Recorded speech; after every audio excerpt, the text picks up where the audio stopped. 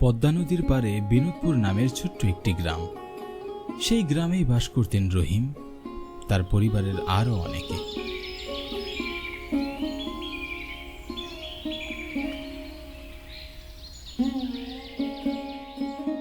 কি হে লাটু, কি খবর? কেমন আছো বলো দেখিনি। কি আর খবর বলবো চাচা, বেশ বেলা হয়ে গেছে, কিন্তু আপনারা তো কেউই চা খেতেই আসেননি। তাহলে কেমন করে ভালো থাকি বলেন তো?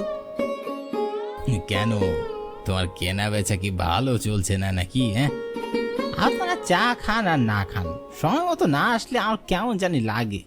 যত মানুষই চা খেতে আসুন না কেন, আপনারা কয়েকজন না আসলে আমার ভালোই লাগে না।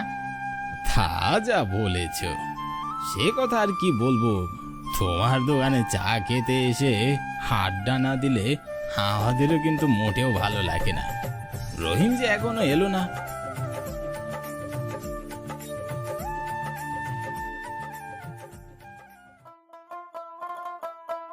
আবুল চাচা, কেমন আছেন? আরে এই তো রহিম চলে এসেছে। আমি ভালো আছি, তুমি কেমন আছো? আমি ভালো আছি। আপনি তো আজ আমার আগেই চলে এসেছেন দেখছি। ও লাটু ভাই, দাও চা দাও তাড়াতাড়ি। ঠিক তো দিচ্ছি, বাসে তোমরা একটু। বাড়িতে ভালো লাগে না, তাই চলে এসেছি। তা কি খবর বলো? এই তো চলছে ভালোই। এই নিন চা নিন। চাচা, আজ আর দেরি করবো না বুঝলেন। কাজ থেকে ফিরতে এমনিতে দেরি হয়ে গেছে, আবার এখানে বসলাম। এখন একটু বাড়ি চলে যাব। ঠিক আছে, যেও তাহলে, আমিও যাই। শরীরটাও আজ আর ভালো লাগছে না তেমন। ঠিক আছে, যাচ্ছি তবে। ও লাটু ভাই, আসছি গো তাহলে। ঠিক আছে, এসো।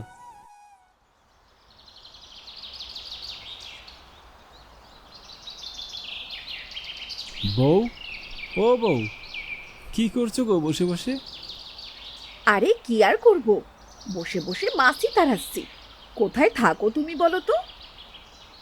কোথায় আবার থাকবো বলো, ছিলাম ওই বাজারে একটু। কাজ থেকে ফেরার পথে একটু বাজারে না বসলে ভালোই লাগে না বুঝলে। সেটাই তো, বাজারে বসে না থাকলে তোমার ভালো লাগে না তাই না? কিন্তু এত যে বাজারে বসে থাকো, তা বাজার থেকে কিছু নিয়ে আসতে মন চায় না তোমার? বাজারের কোনো জিনিস কি তোমার চোখে পড়ে না নাকি? কি হয়েছে সেটা বলো তো। আর বাজার থেকে কি আনবো? বাজার তো করাই আছে। তোমার কি অন্য কিছু খেতে মন চাইছে? চাইলে সেটা বলো, এনে দিচ্ছি। তা না করে এমনভাবে কথা বলছো কেন? কি বললে তুমি? কি বললে তুমি? আমার কিছু খেতে মন চাইছে মানে কি? আমি কি ছোট বাচ্চা নাকি যে আমার কিছু খেতে মন চাইবে? আরে তুমি এমন করছো কেন? তাহলে কি হয়েছে সেটা তো বলো আমাকে। পাশের বাড়ি গিয়ে দেখে এলাম, তারা বাজার থেকে ইলিশ মাছ কিনে এনেছে। আর তুমি তুমি শুধু পারো ওই বাজারে গিয়ে বসে থাকতে। বাজারে কখন কি এলো আর কি বেচলো, আর বউয়ের সব কি কি আনতে হবে সেদিকে তো তোমার কোনো খেয়াল নেই। ও আচ্ছা, এই কথা। তাহলে সেটা সরাসরি না বলে তুমি এত ঘুরিয়ে পেঁচিয়ে বলছো কেন শুনি? না ঘুরিয়ে বা উপায় কি? তোমাকে সব কথা কেন বলে দিতে হবে? তুমি তো জানোই ইলিশ মাছ আমার কত পছন্দের।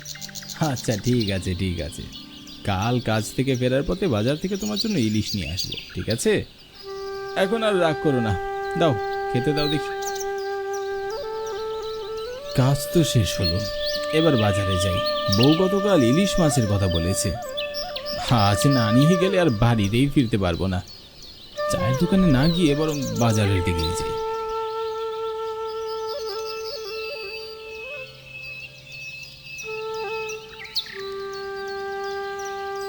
ইলিশ লাগবে, ইলিশ, বড় বড় ইলিশ। ইলিশ লাগবে, ইলিশ। ও ভাই, ইলিশ কত টাকা কেজি? আর ভালো হবে তো? হ্যাঁ হ্যাঁ, ভালো হবে। 1000 টাকা কেজি। কয় কেজি দেবো বলুন? বলেন কি, 1000 টাকা কেজি? 1000 টাকা কেজি তো কমই পাচ্ছেন, এর চেয়ে আরো অনেক বেশি দাম থাকে। আর এমন বড় বড় ইলিশ তো আর কোথাও পাবেন না। তাই অত কথা না বলে একটা নিয়ে যান, না হলে ঠকবেন। এমন ইলিশ আর কোথাও পাওয়া যাবে না। বলেন কি? আচ্ছা ঠিক আছে, পরে আসবো।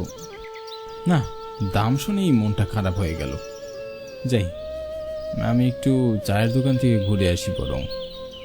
বউকে বুঝিয়ে বলবো এত দাম দিয়ে ইলিশ কিনতে পারিনি, বললে ঠিকই বুঝবে। কি কর রহিম ভাই, তোমার মুখ এখনো শুকনো কেন? কি হয়েছে? হ্যাঁ, সত্যি তো। কি গো রহিম, হয়েছেটা কি তোমার? এমন দেখাচ্ছে কেন তোমাকে? কি বলবো আবুল চাচা, গিয়েছিলাম একটু মাছের বাজারের দিকে। গতকাল বউ পাশের বাড়ির ইলিশ মাছ দেখে সেও বায়না করেছিল ইলিশ মাছ নিয়ে যেতে, কিন্তু ইলিশ কিনতে গিয়ে ইলিশের দাম শুনে আমি তো পুরোই হতবাক হয়ে গেছি। বলে কি না 1,000 টাকা কেজি ইলিশের মাছ। বলো কি গো, এত টাকা কেজি হয়ে গেছে? আমি তাই ভাবি ছেলেরা আর বাড়ির দিকে কেন ইলিশ মাছ কেন আনে না। আমাদের গ্রামের পাশেই তো পদ্মা, তারপরও এত দাম কেন বলেন তো চাচা? আবার শুনছি বড় ইলিশ মাছও নাকি তেমন পাওয়া যায় না, যাও হঠাৎ দু একটা পাওয়া যায়, তাও আবার চড়া দাম। এর আগে শুনেছিলাম এখন ইলিশ মাছ সব দেশের বাইরে পাচার হচ্ছে, আবার সব মায়ের ইলিশ ধরে আগেই বিক্রি করে দেয় জেলেরা, তাই আর বড় ইলিশ পাওয়া যায় না। আবার মায়ের ইলিশ ডিম দিতে না পারার কারণে ইলিশ মাছও ধীরে ধীরে কমে আসছে। কি বলো, এত সব হচ্ছে আর আমি জানি না? এর কি কোনো প্রতিকার হবে না চাচা? এমনভাবে চলতে থাকলে তো আর ইলিশ মাছ নদীতেই থাকবে না, আর আমাদের মতো সাধারণ মানুষের জন্য তো ইলিশ মাছ রূপকার মাছ হয়ে যাবে। প্রতিকার তো একটা করতেই হবে। আজ বাড়ি যাও, কাল সকাল সকাল গ্রামের সকলকে এখানে নিয়ে এসো। এক দুজন নিয়ে এমন বিষয়ে কথা বললে এর সুরাহা কোনোদিনও হবে না। এখানে লাগবে অনেক মানুষ আর তাদের সাহায্য। ঠিক আছে চাচা, আমি তাহলে আজ যাচ্ছি। তোমার দোকানে যারা আসবে তুমি তাদের বলে দিও কাল সকালে এখানে যেন সবাই আসে। একটি গুরুত্বপূর্ণ বিষয় নিয়ে সবার সাথে কথা বলা হবে। ঠিক আছে, আমি বলে দেব।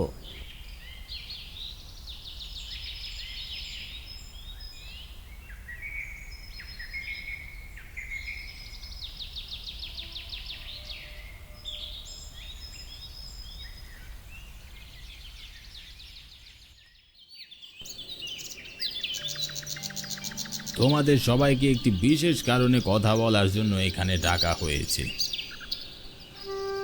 আপনারা সবাই তো কম বেশি বাজারের ইলিশ মাছের দাম সম্পর্কে জানেন, সেই বিষয় নিয়ে আজ কথা বলবো আমরা। খবর নিয়ে দেখলাম একটা চক্র আমাদের পদ্মার ইলিশ বাইরে পাচার করছে, আর একদল জেলে অসময়ে মা ইলিশ ধরে বাজারে বিক্রি করে দিচ্ছে, যার কারণে ধীরে ধীরে আমাদের পদ্মা নদীতে ইলিশের পরিমাণ কমে যাচ্ছে।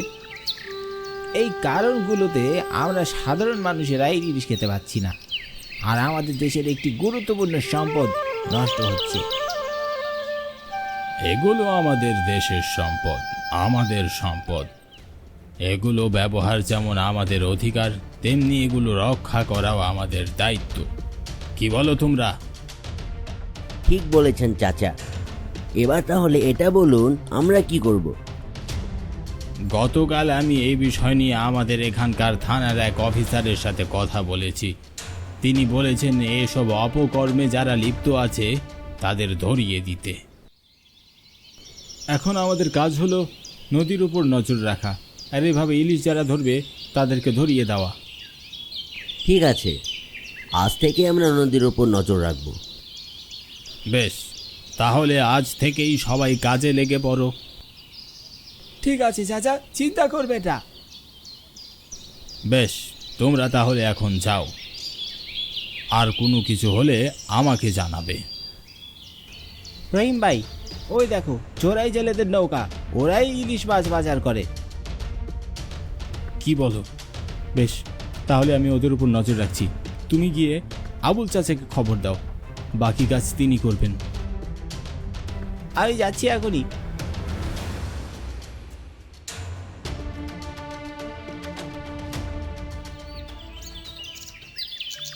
আবুল চাচা, ও আবুল চাচা। কি হয়েছে লাটু, তুমি এমন হাঁপাচ্ছ কেন?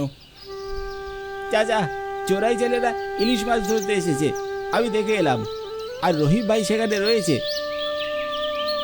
বলো কি, তুমি ওখানে এখনই ফিরে যাও, আমি এখনই পুলিশ নিয়ে যাচ্ছি ওখানে।